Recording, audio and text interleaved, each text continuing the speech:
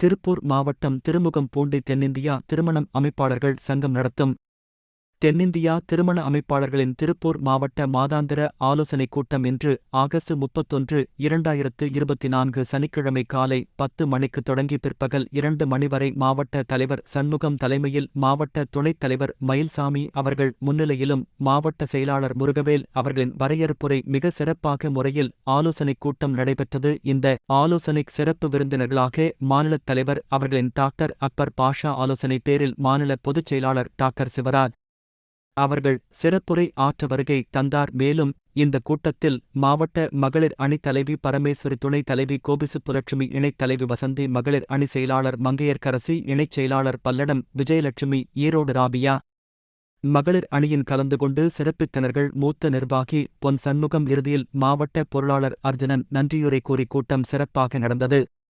இந்த ஆலோசனைக் கூட்டத்தில் தென்னிந்தியா திருமண அமைப்பாளர்களுக்கு தனி நிலவாரியம் பெற்றுத்தர மேற்கொள்ள வேண்டிய வழிமுறைகள் பற்றி விரிவாக விவாதிக்கப்பட்டது.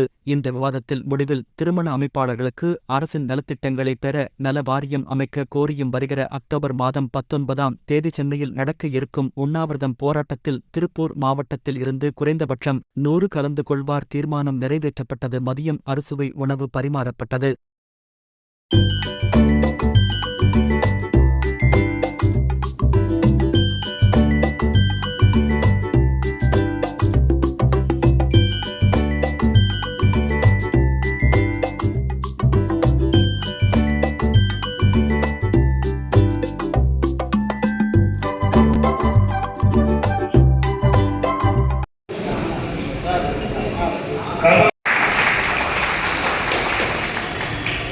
Thank you.